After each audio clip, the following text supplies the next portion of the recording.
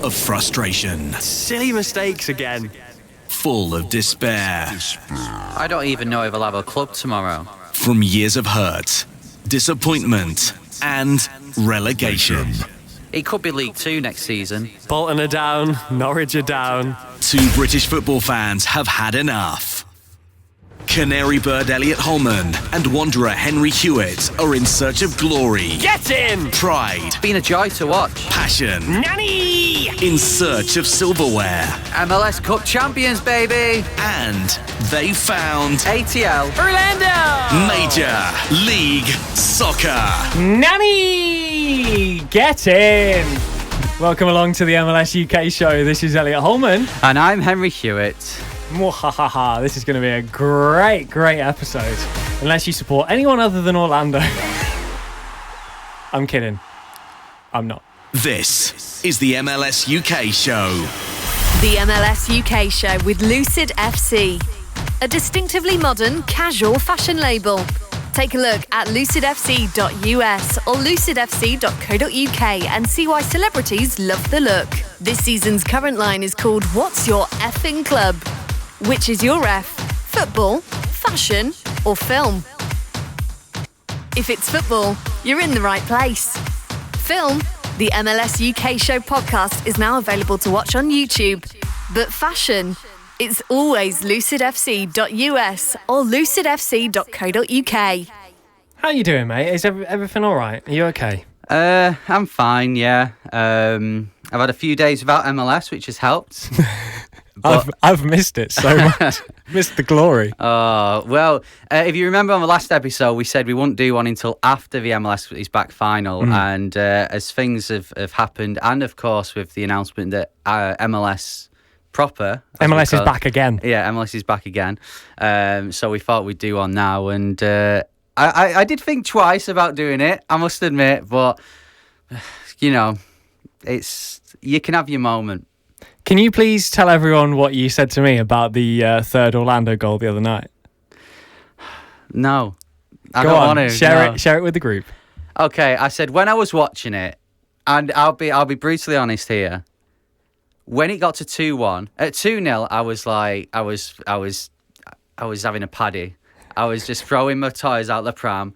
I was sat there going, oh, 2-0, nanny, right, brilliant. All right, well, they're going to win this. And then when it got to 2-1, I was like, okay, this could get interesting. But when the third goal went in, when they broke away and scored round the keeper, and saw the celebrations, I thought, fair play. That's actually, you know, as an MLS fan, take away my Atlanta allegiance and the fact that I don't want anything nice to happen to a team you support. I did think that was fair play. That was pretty. It was good scenes. Because I've been in the same position. Obviously, we watched the Atlanta final together, and it is the same. Like, I saw you go through so much hurt with Bolton. It was actually a good moment. So I need your help, really. How do you beat the Timbers in a final? Oh well, it helps if you're better than them. You need playoff edition of Escobar, and then you're all good, right? Basically, yeah. But actually playing in your home city helps as well, because Atlanta did. Yeah. So there's a few things we'll discuss about Orlando's chances. But I've got to point out that because you're partisan to Orlando, we all know that. So it would be easy for me to just then become a Portland fan for the day. But I'm not going to do that. Out of the interest of fairness, to quote the great Vince McMahon, the interest of fairness, I'm going to stay neutral in this. I'm going to stay neutral. It doesn't matter who wins. I'm not supporting anyone. Sorry to change the subject, actually. Are you warm? Are you quite warm in here? It's a bit warm, isn't it? Are you... What have you done? Sorry, I might take my hoodie off. It's a bit warm. I'm not supporting anyone in particular. But Henry's just unveiled a green T-shirt with Diego Valeri's face on it. So I'm not supporting anyone. But what I will say is, Diego, you're our only hope. You are our last hope. The rest of MLS, barring Seattle Sounders, we need you to perform. We need you to win. We can't have Orlando winning this tournament. So, please, Diego, come on.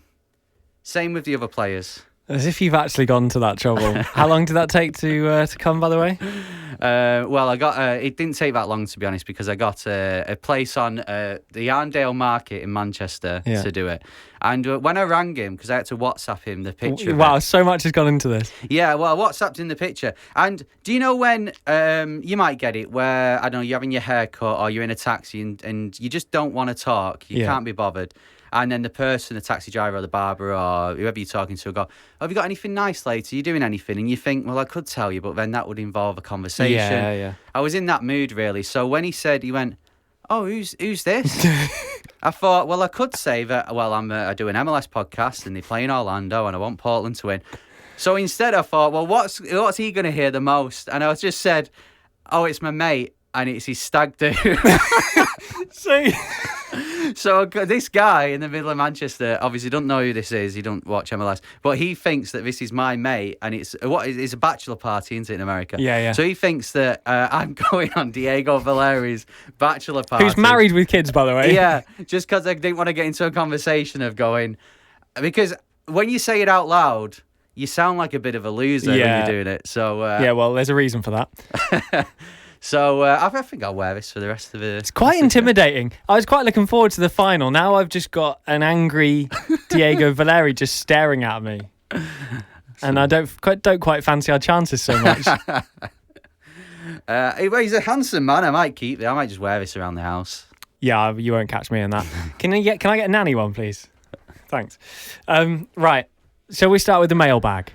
Yes, we have got some mail coming, so thank you very much. If you want to send us anything, it could be a question, it could be a bit of advice you need. I don't know how we'd give it or what we'd do, especially me wearing this. But get in touch, hello@mls.show. I'm just logging into the old America Online, AOL. Welcome. You've got mail. We've got mail. And it's come from Michael this week, so thank you, Michael. He messaged us saying, with the MLS back tournament nearing its end, thank goodness, the rest of the 2020 season is unknown at this point. So he sent us this before the fixtures came in. But he's basically asking, who are our top 3 young players to watch this season? I mean, some are obvious, some not so much. I think the one that everyone's talking about is Brendan Aronson, and for good reason. We kind of covered this last year. I think it was maybe more acceptable for us to jump on the bandwagon last year. Now it seems really obvious. But Philly, we say it time and time again. We love Philly because they've got that kind of. They've got no superstars. I mean, he's turning into a massive superstar, but, on paper, they've got no superstars. And he's a huge, huge talent. So much interest from over here in Europe. And I'm sure that there's going to be a move. Like, it's going to have to happen because someone's going to come in with a bid that's going to be too good to turn down. And that's unfortunate for us because it's unlikely he's going to come to England. So we won't get to see him maybe develop as much. But my pick for this tournament, I don't know about you, is Ayo Akinola from Toronto. Right. Who, when teams announce their rosters at the start of the season, and they've added some kids, they've added some youth, either from their TFC2 or from the academy, or they've signed someone in the draft and they've done really well in college.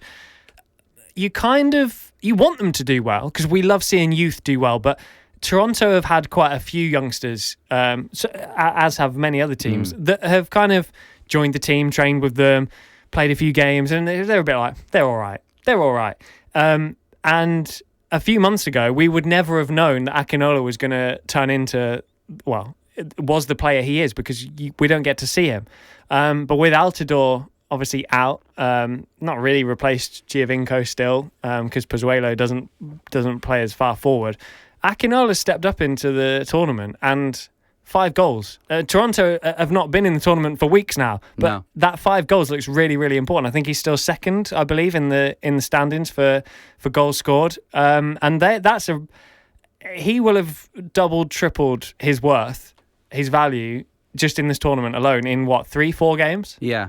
I think because we mentioned him on the last episode, and he's obviously got his goals, and he's been playing really well. And I think for Toronto at the moment, even though they got to MLS Cup final last year, he's the bit of excitement at the moment in that club, and I think every team needs that. You need that young player that's just going to excite the fans, just give you a bit of hope. You look at. I mean, Orlando got Mueller at the moment who's doing that. And I think he's going to be a top player. And I think at the moment we're really lucky in MLS because it's had this perceived stereotype of it's a retirement league. But I think at the moment, actually, there's quite a few young players. Quite the opposite. Yeah, coming in. And whether they get signed from Argentina or South America or they bring them in through the colleges and they come through the draft, I think it's an exciting time. For me, this was difficult for me because I feel we should be promoting all the young players. And you've got to understand that there are some players that will start slow and then gradually get better. And there's those who will hit the ground running. Yeah. My first thought, other than Aronson for this, was actually I've quite liked the look like Pellegrini at Inter Miami. Do you know, he's only 19. Yeah. And he doesn't give off a young player vibe. No, he doesn't, which was surprising, really, when I looked and saw, he's only 19. I was like, yes, I can have him in this. But I think for Inter Miami, a club that at the moment are trying to sign Messi. Yeah, they're trying to sign Messi, but they've also they've not had the best of starts and all the attention's on them. I think I chose Pellegrini just because I feel that there's this negative attitude towards Inter Miami at the moment, when actually, okay, they're a new team, it's going to take time to bed in, and actually this guy could actually be a star for them. So yeah, agreed. No, I think definitely it's like so much potential there, and is going to be a starter for them throughout. Certainly more than most players that age in any other MLS team. Also, I think like you just touched on it with Mueller and with Akinola, when you play one up top, right, stepping away from the real tactics, just looking at it as a fan, right? When you play one up top, Toronto do it, whether it's Josie or obviously Akinola, I think it's crucial that you've just got that player that presses. They're young, they're energetic. Mueller does it for Orlando, just presses, just puts either the centre back or the wing back or the goalkeeper under pressure, and fans just love to see that. And actually, we've seen a few forced mistakes from that in the tournament as well, from keepers not being switched on. And I really think it makes such a difference. Just it relieves the pressure on your midfield and your defence, just having that defending from the front. And I think players like that, that's what he's done really well. He looked really lively, Akinola. And obviously we know Mueller's been playing on the wing, but also it's the same approach, just always available, always wants it, chasing back, chasing forward. And fans just love to see that. It doesn't matter about the actual tactics of it. It's just great to watch. Yeah. And I think with the new style of play that is being played all around the world, where you do play out from the back, it's okay if you're Barcelona, but even so, we saw Real Madrid against Manchester City. They made the mistakes, when they're playing it out. Yeah. So I think when you have in MLS that, we're not disrespecting the league by saying that the quality of player there is not the same as it is for Barcelona or Manchester City, you are going to make mistakes. Watching League One, next season League Two football in England, you see teams that are trying to do that. And I think, well, these guys, they don't have the quality to deal with that pressure. So, it leads to a lot more goals as well. But so. Pep said for Man City, didn't he? He said that they will, he did it at Barca and he's done it at Man City. He said they will make mistakes. You will look silly sometimes because something will go wrong. But 9 times out of 10, that's the way he wants them to play. So he just play through it, just encourage it. And we've seen a few teams adopt that. In that we touched on it last time with Orlando. They're completely different the way they're approaching it. They're playing out of the back. It's got them to the final. So, and I mean, I'm talking up a disaster now, aren't I? In the final, as they try and play out of the back. But I think it's definitely a very, very, it's very pleasing on the eye to watch. Some of the goals, some of the build-up, not just from Orlando, but from other teams doing it as well, have been unreal. And actually, I think Minnesota were waiting for that. They were waiting for them to play out the back, And then Robin Jansen just plays a 40-yard pass forward, like route one, straight over the top, straight off the Stoke City training pitch. and Nani's put it away. So, I do like the playing out of the back, but mistakes will happen. And you'll probably use this clip of me when we make a mistake in the final. So hello to future me watching this. So just before we talk about the final then, thank you, first of all, Michael, for getting in touch with us. hello@mls.show. If you want to send a message to our mailbag. We need to do what we do at the start of every episode. It's the game with a changing name. So, Elliot, have you got a player for us this week? I have, but I'm just loading the page. It won't load. So. Oh. I thought we were on broadband now. We got rid of the dial-up. It just goes straight into, you've got mail. Just a blank page now. Oh. Is that his career? Does that say a lot about this guy's career? Do you know what? You're not far off there.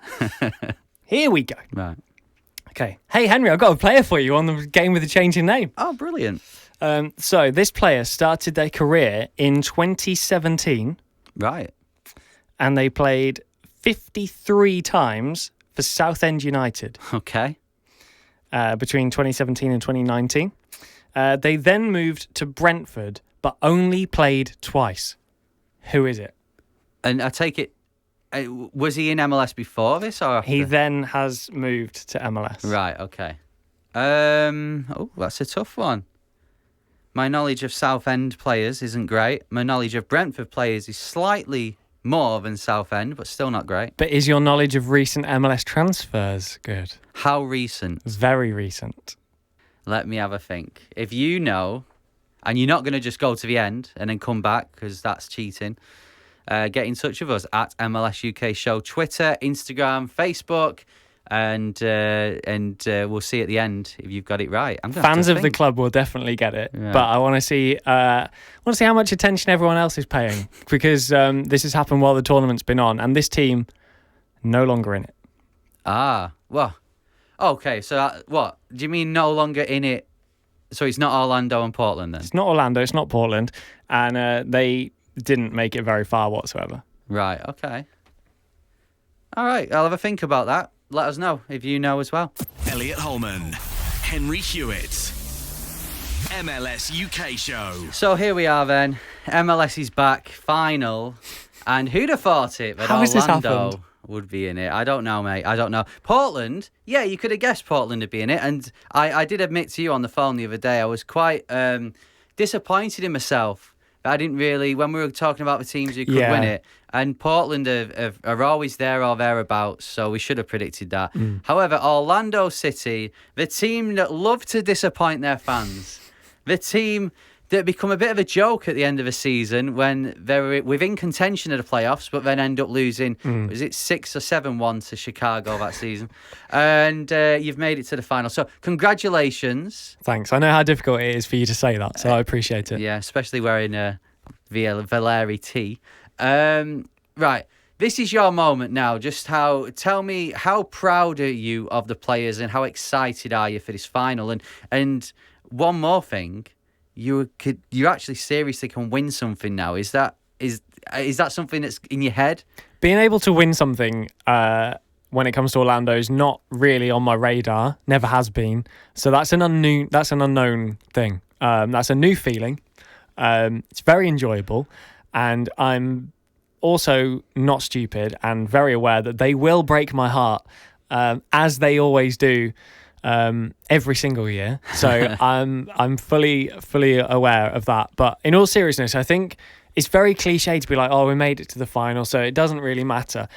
Genuinely, a hand on heart, this has been such a massive turning point for Orlando, and it's going to be so important going forward that I honestly, I want to win it. Of course I do, but honestly, does it matter?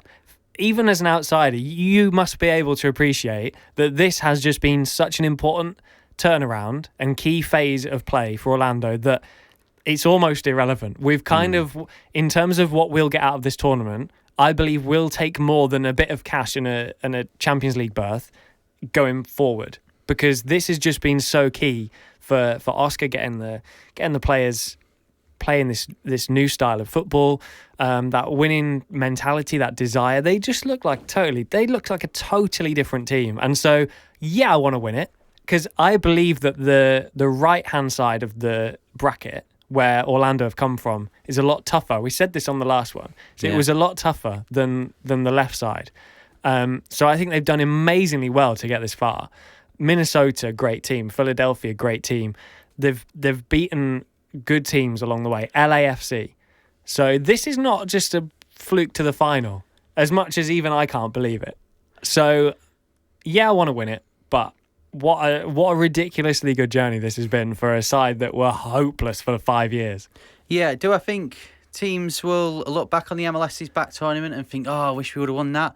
Probably not. But for Orlando, this has been such a turnaround. It's given you, the fans and the players, confidence now to think, well, you're going to end this tournament and you're already going to be top of the conference. So then there's more playoff places anyway. So that's going to give you the confidence now to go, we can actually make the playoffs for the first time. Then that'll be another hurdle. You jumped over the hurdle. Even if you don't win MLS Cup or lose your first playoff game, it's still that hurdle's been done. So yeah, it's a big move. I think the appointment of Oscar Pereira has been the biggest appointment Orlando have done. They've had a few managers now, and this is the one they finally got right.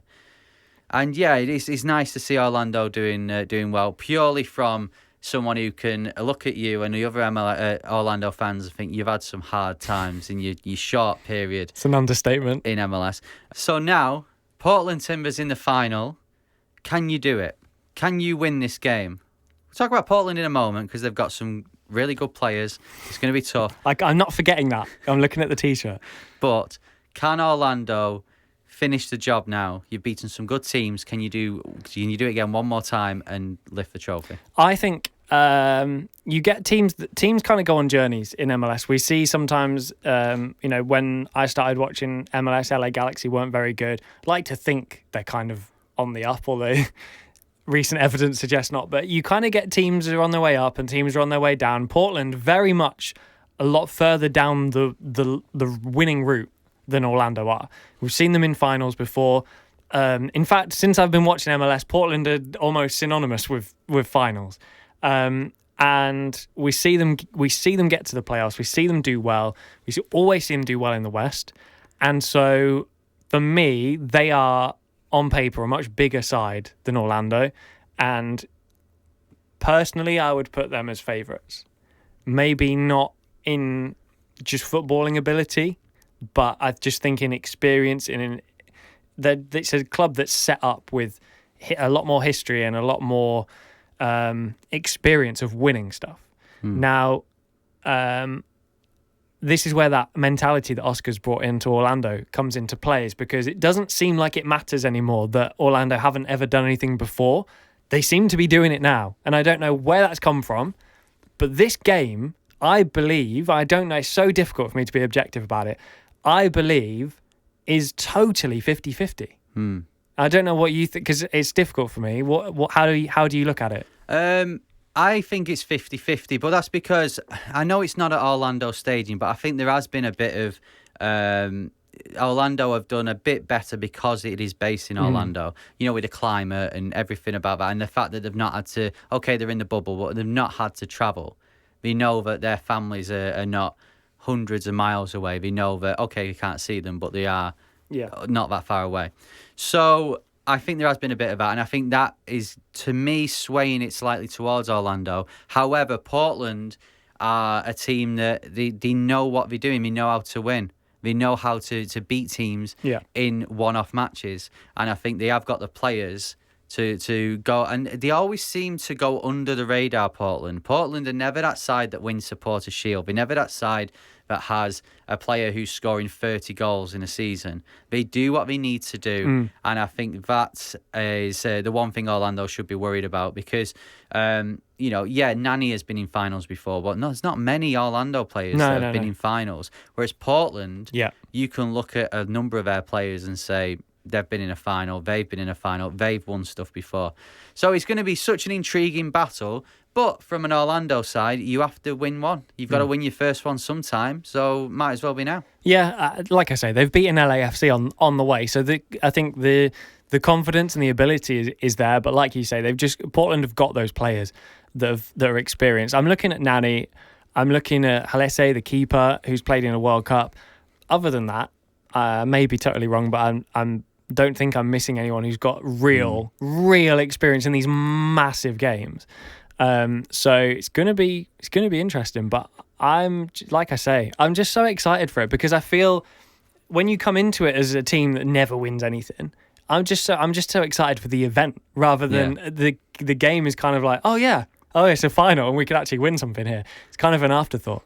Yeah, and I think Orlando have the players, like we saw with Nani in the semi-finals, they have Nani who can just change the game like that. Yeah. You need a bit of whether it's a long ball to someone who can control it, keep it, and then go towards the goal, or whether someone who can just bring a bit of magic. And Nani is that player. Can we just talk about those goals? Because we have those couple of goals from Nani. That's the difference. That's your designated player. Because both of them, the first one, the touch to take it past the defender, no one's expecting that. Even watching it, you're expecting him to take a touch and cut inside. And he beats the defender with that first touch straight into the box. That just route one straight in. And the other one, I mean, we can all appreciate a curled effort into the far corner. We see it week in, week out in leagues across the world. That just seemed a little bit more special. The thing is, for me, the second goal, we know Nani can do that, so that didn't surprise me. And the first one didn't surprise me, but the first one was a better goal for me just because he had to take it, control it, and then get past his man, and then put it past the goalkeeper.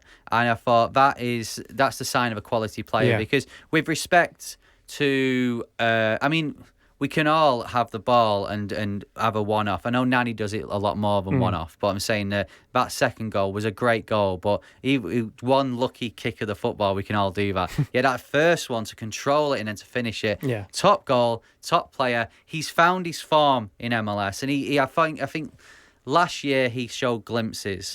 I was there against New England when he scored that great goal. What a goal. He showed glimpses. Now He's getting into the swing of things now, and but again, I don't know whether it's because if you think of MLS, it's so different to other leagues. The fact that one week you're at home, and then the next week you've got to travel, the equivalent of what in Europe would be to, I don't know, the other side of Europe for a Champions League game, for an away game. So maybe with him being just based in one area, maybe that's helped him a bit because he'd be used to that with World Cups with Portugal. More like a European kind of thing. So maybe that's helped him settle a bit. So we'll have to see how he does after this final. But I tell you what, he's a player I would rather have him in a final than be against him, put it that way. Can I ask you, Nani or Valeri, the man on your T-shirt right now? If you had to pick one for your team. That's a tough one. I would say Valeri has done it for a lot longer in this league. And I think Valeri... I love Valeri. That's why I've paid £15 to have a T-shirt. 15 quid? It was worth it. So I would just go Valeri right now. However, as I said, I put the question back to you. You don't want to face Valeri in a final. You don't want to face Nani in the final. No. I think Nani has probably Nani's got the moments of magic a bit more than Valeri, but I think Valeri's that more consistent over the game. So that's why I would probably just have Valeri, but I wouldn't like to be facing Nani as well. On a final point for the final, I think I would be twice as confident if we had a proper striker, an attacker. Because we've been playing without an attacker, really. You've got Tesho Akindele up there, but has been used on the wing previously. He's not a 20 goal a season striker. We don't have that. We've not really had that since Kyle Larin. And I just wonder how dangerous we would have been in this tournament with a proper out-and-out striker. Yeah, but then does that... Sometimes if you've got an out-and-out striker, it takes it away a bit from the wingers. Their main aim is to cross the ball in or feed that striker. So maybe you wouldn't have done as well because it would have been different. It's hard to say. Yeah. Well, we'll find out. Right, well, last episode... I promised that whoever won MLS is back. That would be my next Henry's Guide to North America. And we've got to the final. And you may remember we did Portland last time. So I guess that leaves one team. So just to round off talking about MLS's back final for now, Elliot Holman, shall we do Henry's Guide to Orlando? Famous, of course, for its music that sounds like this. Famous for its country music, Orlando. I did a boat tour, and the guy looked like Tiger King who took us on it. So I'm sure we do listen to country music in Orlando. Hey, Elliot! Hey, Henry! Did you know that Orlando is home to 100 lakes? Lake Eola, have I said that right? You have. Yeah. I love how you're asking me. In downtown Orlando is actually a giant sinkhole. It's technically a lake, but it's a giant sinkhole. Sorry, can we just stop? Do you want me to act like I don't know all of this? Like I've never... Play along, Okay. because people might not know. Hey, Henry, tell me more about the sinkhole that is Lake Eola. Well, at its most depth, it's 80 feet at its deepest point. Wow. Yeah. Orlando was once the main hub for Florida's citrus industry. They would explain the Citrus Bowl, and that was because after a deep freeze in the late 1800s, it caused northern farmers to bring all their citrus farming down south, and they chose Orlando. There's no official documentation of how Orlando received its name, although it was previously named Jernigan, and that's off one of the settlers that settled in the area. Many believe that the name Orlando comes from a character in Shakespeare's As You Like It. Never knew that. 66 million, people visited Orlando in 2015. That's more than any other destination in the world, and is the equivalent to the population of Atlanta. Wow. And the UK, funnily enough. And finally, Orlando is the lightning capital of America, and it's also the home to the world's largest McDonald's. It is. Have you been there? Yeah. You have? The milkshakes, we've been here before, but the milkshakes. 18,000 square foot restaurant. It's home to a giant play place. They don't do that here in the UK anymore. We used to have little play areas in McDonald's. They don't do it. But then our McDonald's aren't 2 stories and 18,000 square feet. So there you go, Elliot. That is Henry's Guide to Orlando.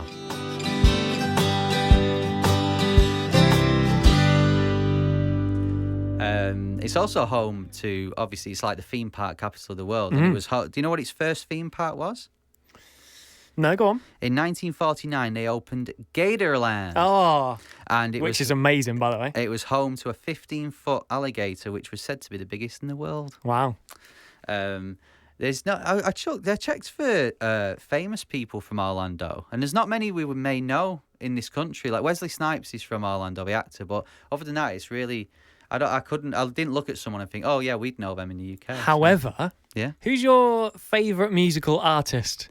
They did mention this. So Justin Timberlake has a link to Orlando, but he is not from Orlando. No, he's from Memphis, Tennessee. Yes, which we may mention. I guess I can't really be Nashville. Nashville's probably the closest to that, so I may throw that in but when we do Nashville. But that was Henry's Guide to North America. If you want me to visit your nearest MLS team, I've done quite a few. Let's see, Minnesota, Orlando. We did Cincinnati. Did Portland. We did all famous for their country music. Yeah. Did Vancouver as well. Can we hurry up and do Nashville so we can actually do country music? Well, if you want me to do Nashville, email us hello@mls.show. You can get in touch at MLS UK show on social media, and tell me, where should I go next time? MLS UK Show with Elliot Holman and Henry Hewitt. Okay, now I'm a little bit disappointed this has happened just a few days before the biggest final in MLS history. Could have waited, but MLS is back again. Yes, I must admit, I really like how they've done this. They've took the attention away from the MLS's back final. Which... It's a joke. If it was LAFC in Atlanta, they would never have done it. They probably wouldn't. No, it's a joke. They did, so I'm grateful for Don and his team for doing this. But MLS is back, and it's back sooner than what we thought, because we were planning on doing a new episode after the final. Yeah. But because MLS is back again, it's 2 days the next day, is it?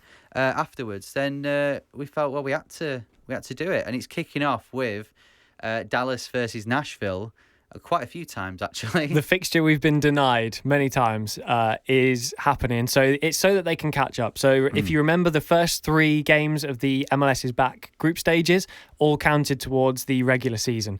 Dallas and Nashville, of course, were sent home due to the amount of COVID cases they had within the bubble. So they're going to get their catch-up games. So they're going to play each other and get their opportunity finally to get some points on the board. Although they're still not bottom.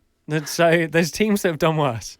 Yeah, you're right. Inter Miami are rock bottom as we speak. But so Dallas v Nashville then. So they're going to have 3 games. They're going to have one on Thursday. 2 games. One on Thursday the 13th, and then Monday the 17th. And then they'll have one later on as well, I think. But that's how we start in. Yeah. Both in FC at FC Dallas. So they're not travelling.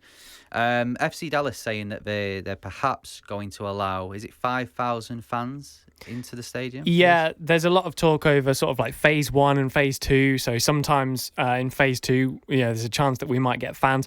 This is, from what I understand, this is going to depend on the local authorities. So we may see some fans allowed to go and watch teams in phase 1, but in other places, especially in the likes of Florida, where the cases are really bad, that's not going to happen. No. So it's going to be different depending on the local advice from authorities. But it's just good to get it going again. I think, because what's happening is teams are just playing the teams closest to them. Yeah. So, for example, you have San Jose and LA times 2, and Atlanta and Orlando and Miami. And I think it's a bit of a shame, because this isn't going to be, whoever now wins this year, I just think this is going to tarnish it a little bit. I think the MLS's back tournament, you maybe could have got away with it because it was getting things up and running again. But realistically, and I haven't looked into this, but I mentioned to you, there will be a team who's like a dominant team who's probably going to be playing 2 other sides that are not as good, and they're going to play them a lot, and therefore I feel like this might skew it a little bit. Yeah, you can understand why they're doing it, and you've got to keep it local, and it means that there's no one travelling vast distances, so you can understand it. But I do agree with you, just purely on the fact that LA, the El Tráfico, is going to be playing again, and we've just had it in MLS's back. We had it in the playoffs last year, and I just feel that you can overdo it, and I think there's an element of that. But on the other hand, LA Galaxy, in the alternate to what you've just said there, LA Galaxy could end up this season finishing bottom because they're having to play LAFC, who, with respect to LA Galaxy, we saw in MLS's back, LAFC are just a bit further on at the moment than where LA Galaxy are. So LA Galaxy could lose. San Jose are playing well as well. So they could end up being bottom just purely because they've played LAFC like 4 times this season. Yeah. So it's I don't know. It's how they're going to do it. I think I agree with you. I think this year is a complete freak year, and whoever wins it, it will always be known as that season where I don't know, it's going to Orlando got to a final, for goodness sake. Yeah. So it's not a regular season. So we've got to make the most of it. I'm glad they're playing rather than not. But you don't know. We could end it, and suddenly we'll look back in history and think, actually, that season was quite a good season. Certainly be unique, won't it? Yeah, I am looking at it being back to normal. I can't wait for that. Yeah.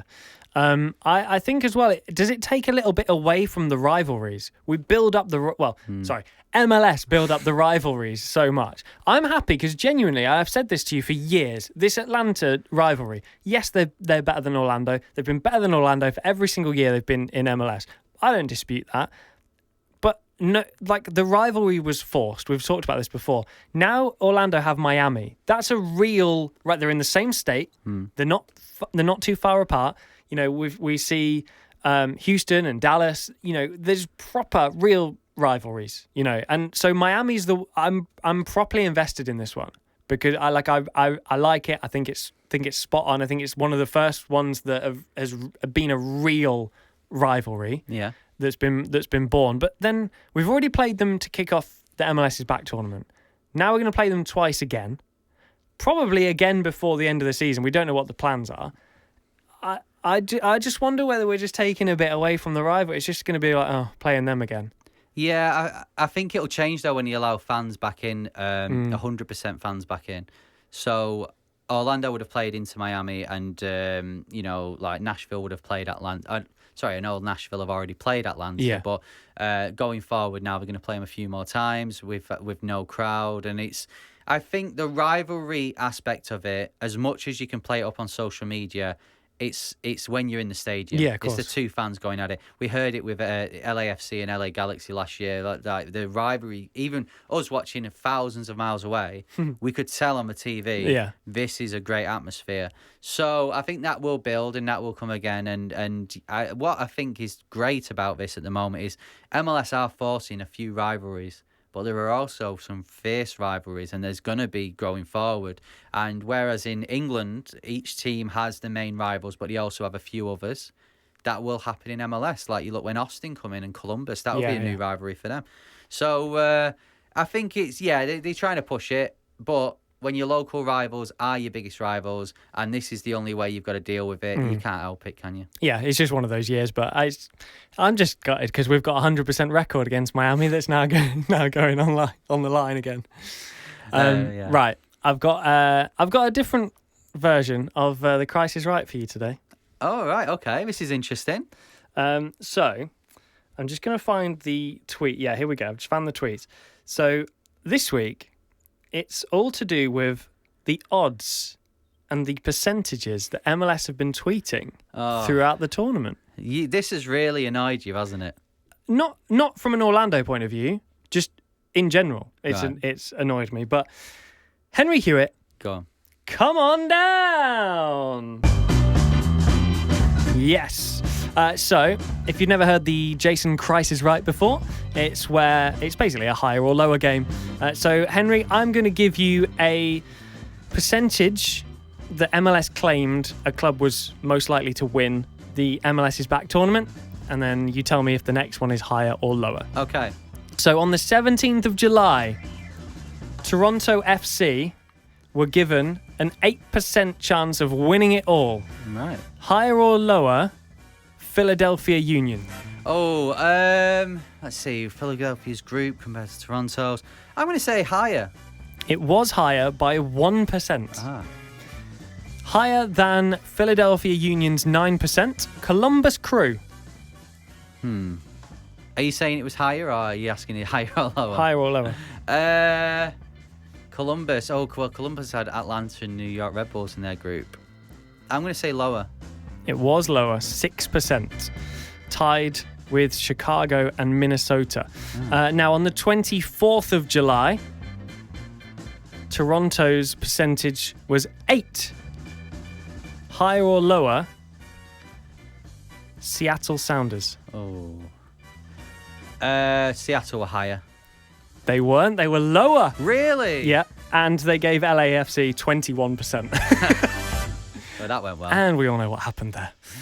So they've been wrong every single time. And even the Minnesota-Orlando game, they got wrong as well. So interestingly, for the final, they've backed Orlando. Have they? But yeah, 51% to 49%. Oh. Basically, they have no clue, but we already knew that because we've seen that throughout the entire tournament. They've had a meeting and thought, right, we've been wrong so far. What can we do to... And I'm surprised it's not 50-50. I was going to say, I'm surprised they didn't just sit on the fence and go, see, told you. Wow, okay, well, we'll see. 51%. It is close, but we can't call it, so... that does put the odds in Portland's favour because it's kind of become a curse throughout the tournament, like the percentage curse that everyone's been backed and then they've fallen away. So we'll see. Well, and I'm not supporting anyone. I'm not following anyone. No, I'm being neutral with his Diego Valeri t-shirt on. Elliot Holman, Henry Hewitt, MLS UK show. Now, we need to address something that happened late last night, so Sunday. Posted this on our socials, and to say the reaction was overwhelming would be an understatement.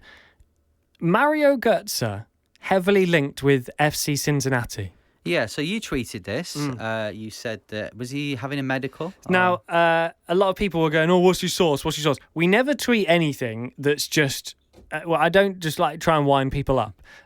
It's because there was multiple sources were saying that he was in Cincinnati having a medical. Now, it turns out those sources have backtracked on that. And people are saying that he is in talks with the club. Like, that is confirmed. He's in talks with FC Cincinnati to come to MLS, but he's not in Ohio. He's not having a medical, and he's also talking to Galatasaray in Turkey. Right. I know where I'd rather go, but okay. So just to put that out there, we have cleared that up on our socials, because a lot of people are like, this isn't happening. But genuinely, I know it sounds a little bit unbelievable, but it's a genuine possibility that Goetze could be going to Cincinnati. So if he does, then how big of a statement would this be for Cincinnati? Massive. That's huge. You're looking at one of the biggest signings in MLS history there. Because of his age.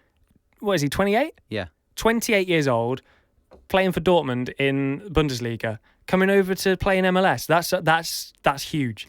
Well, I mean, rumours are that he has had a few problems, like with his health. Yeah, I mean, he's clearly not going to stay at Dortmund. But even despite that, the guy's a World Cup winner. Yeah, you take a risk on Goetze. Did he win the Champions League when he was at Bayern as well? I presume he did. Presumably. Yeah. Well, he won a load of Bundesliga. Yeah. So he's that winning attitude that we're talking about with Orlando and Portland, where you've got the players that, like Orlando bringing Nani in, who's won all these competitions and made them better. It's happened so many times before. Rooney going to DC made them better. It's the mentality, isn't it? We talked about it with Nani leading the group. Rooney grabbing the team by the scruff of the neck, dropping deep for the ball. Come on, boys! He's won the World Cup. He's scored a goal in the World Cup final. That's huge. Now, whether it happens or not, I don't know. But the fair play to Cincinnati, because what is confirmed is that they threw that out there. They threw an offer out there. Yeah. Fair play for that, because they're clearly hungry to turn their fortunes around. We've seen them start to do it at the MLS's back tournament, but they're really going to need to kick on now. And I think, Frankie Almeida is a great player, and he's going to make them better. And he showed that with a couple of great moves and a goal great goal against Atlanta. Yeah, I didn't want to really say that. But having someone who has a proven track record, okay, it may take him a while to settle and get back into match fitness, but he's got a proven track record that's going to make them better, and it's suddenly going to take Cincinnati from being that, with respect, that joke side at the bottom, who you think, oh, well, they're not going to do anything. It's a surprise if they score a goal against LAFC, let alone, beat them. It's going to take them up a few notches. Remember DC before Rooney? They were, despite the history, they were that joke side. Yeah. They were playing the matches on a park field. They had a blow-up shirt behind the goal. And then suddenly the Rooney signs and it takes them to that next level, and they got a new stadium. So I think this could have a similar effect, but it all depends on where Goetze is in his rehab and stuff like that. So how fuming will Bex be when he sees that Cincinnati have thrown that offer out? You're not telling me he's not jumped on that bandwagon. Maybe, but I mean, Miami. Shall we do another? Who have Miami been linked with this week? Because I don't think this is going to happen anymore. But still, shall we spin the wheel?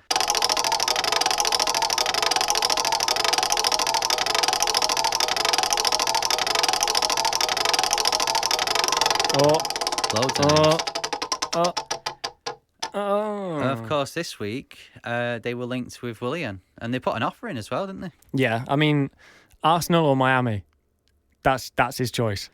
Are you talking about soccer, or are you talking about where to live? Because I've been to London, and I know where I'd rather live. This is true. It's a great point. We've had some nice weather this week in the UK, but Miami, I would much rather. Yeah, that's true. But it does look like he's signing for Arsenal, which you can't blame him. It's his one last big contract in England.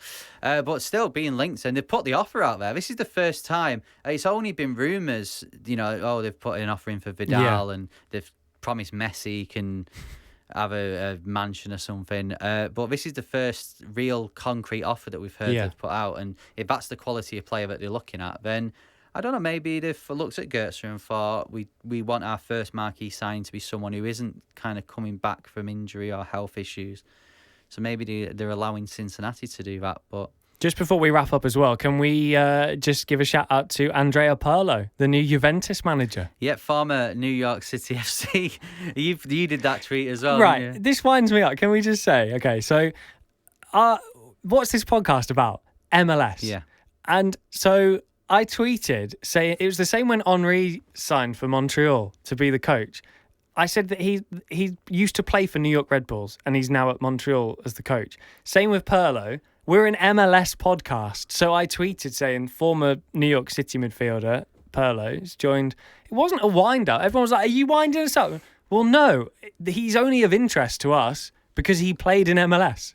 Yeah, and I just looking at that appointment, just to go swiftly to the Serie A UK show. As we do. How do you think that's... I don't know. I think it's a big gamble from Juventus. I don't know anything about Pirlo in terms of his coaching ability. It is a gamble because they're a huge club. But I think maybe with Sarri, we saw it didn't go well at Chelsea. I think they probably need someone who's almost come from within. You know, I think sometimes you look to a little bit of security. The Lampard at Chelsea, you see the managers following Sarri are appointments from almost within. True, but considering that they sacked Sarri the day after not making it to winning the league, but not making it to the quarterfinals of the Champions League, that's to get sacked after winning the league. Yeah. Big pressure on him. But good luck to him, and it's nice to see the likes of Lampard and Pirlo, Henry, these former MLS players that are now coaching, because the benefit for this for me for MLS is, and you look at Vieira as well in France, is that there's still that arrogance, that sort of looking at MLS and Farmers League or whatever you want to call it. But the more managers, these great players that have played in MLS who are now managing, they're going to have a bit of respect for it. So then they're going to be watching MLS. They're going to be like, well, I like him, let's bring him over. Or why don't you go on loan to MLS? It's a great league. So it can only benefit the league. Yeah, no, 100%. And hopefully he'll have a word with Ronaldo and say, MLS is all right, go over there. Into Miami, put a bid in. Yeah. Right, well, that's it. We're going to have to finish the show. I don't need to talk anymore about any soccer that's happening. So let's just do the game with a changing name, round it up, and move on. Yeah, nothing to do with the final or anything. So the the player on the game with a changing name today started his career at Southend United only a few years ago in 2017. Right. Made 53 appearances. Okay. Moved to Brentford in 2019. Only played twice. And is now an MLS player. So are you a young player then? Yes. Currently 20 years old. The problem is you're going to tell me this, and it's like last time where you're going to tell me, I'm going to go, oh yeah, I know. But I know MLS signings, but I can't picture where they've been signed from, especially when it's a club like Southend and Brentford. If you said, he played for Arsenal and Man United, I'd go, yeah, straight away. But Southend, I don't know any Southend players. I hadn't heard of it, but I presumed that you may have seen in the news because it was a new signing. So, you ready? Go on. It's New York Red Bulls' new young designated player, Drew Yearwood. I knew that. I knew that. That was recent. Was it last week? Yeah. So he's going to wear number 16 at New York Red Bulls. Again, looking to youth. That seems to be their new philosophy. Not looking to spend much money. Looking to youth, some young, hungry players. Obviously, they had Josh Sims last season as well. So good luck to Drew. We'll be following his journey. He's another part of the MLS UK show family now. Yeah, and again, pointing out there, where would you rather live? New York, New Jersey, or Southend? Yeah, great point to end on, I think. Right, thanks very much for watching. Thanks very much for listening. Again, we'll be back next time. Go on. Good luck to Orlando. It's Orlando versus Portland in the final of MLS is back. Good luck to both teams.